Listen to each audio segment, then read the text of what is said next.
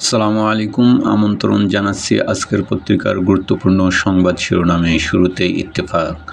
যুক্তরাষ্ট্রে রফতানি নিয়ে উদ্বেগ বাড়ছে। পাল্টা শুল্কের বিষয়ে দুই পক্ষের বৈঠকে সিদ্ধান্ত আসেনি। সময়সীমা শেষ হচ্ছে 9 জুলাই। গাজায় যুদ্ধবিরতি হতে পারে যে কোনো সময়। 24 ঘণ্টায় ইসরায়েলি হামলায় নিহত 138। যুগান্তর।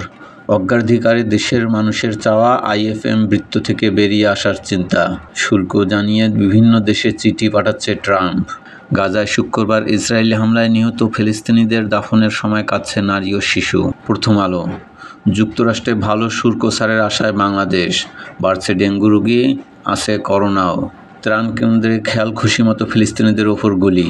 27 মে থেকে ত্রাণ নিতে যাওয়া 613 ফিলিস্তিনিকে হত্যা করেছে ইসরায়েলি বাহিনী। নয়াদিগন্ত। ঘনিষ্ঠদের মাধ্যমে 75 কোটি টাকা ঘুষ নেন আনিসুল। গ্রেফতার আতঙ্কে পুরুষশূন্য মুরাদনগরের করইবাড়ি গ্রাম। মা ও 2 সন্তান হত্যায় এখনও মামলা হয়নি। গাজায় গণহত্যা চালাতে ক্ষুধাকে অস্ত্র হিসেবে ব্যবহার করছে ইসরায়েল, অ্যামনেস্টি। জনকণ্ঠ। দেশে বাড়ছে অপরাধ কর্মকাণ্ড।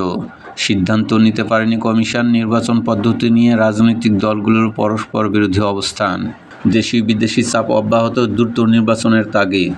অনাহারে দুর্বল ত্রাণ প্রার্থীদের দীর্ঘ প্রচণ্ড রোডে হাতিয়ে নিয়ে বিশেষ অঞ্চলে স্থাপিত ত্রাণ কেন্দ্রে নিয়ে যাওয়া হয়। এরপর এলোপাতাড়ি গুলি করে হত্যা করে অনেক ফিলিস্তিনিকে। মেশিনগান দিয়ে ক্ষুধার্ত ফিলিস্তিনিদের ওপর গুলি চালানোর দৃশ্য দেখেছেন বলে বিবিসিকে জানিয়েছেন গাজায় ইসরায়েলি ও মার্কিন সমর্থিত বিতর্কিত ত্রাণ কেন্দ্র বিতরণ কেন্দ্রে নিরাপত্তার দায়িত্বে পালন করা সাবেক এক কর্মী। সংগ্রাম। রংপুরে বিশাল সমাবেশে ডাক্তার শফিকুর রহমান, আমরা সংস্কার ও সুষ্ঠু নির্বাচন আদায় করে ছাড়ব। Amnesty international. গাজায় গণহত্যা চালাতে ক্ষুধাকে অস্ত্র হিসেবে ব্যবহার করছে ইসরায়েল। সমকাল।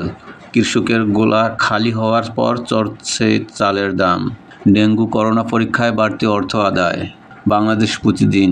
জিরো টলারেন্সে বিএনপি, অপরাধে জড়ালে কাউকে ছাড় নয়, 4-5 হাজার নেতাকর্মীর বিরুদ্ধে নেওয়া হয়েছে ব্যবস্থা। কালের কণ্ঠ। মব সন্ত্রাসে অতিষ্ঠ দেশ।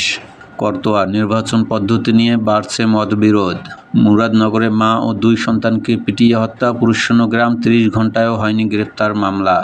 গাজায় হিরোশিমার চেয়ে 6 গুণ বোমা। ইরান হামলার পর ইসরায়েলি যুদ্ধবিমান থেকে অব্যবহৃত বোমা ফেলা হতো ফিলিস্তিনিদের ওপর। 24 ঘণ্টার মধ্যে যুদ্ধবিরতি চূড়ান্ত প্রস্তাবে হামাসের সিদ্ধান্ত জানা যাবে। ট্রাম্প।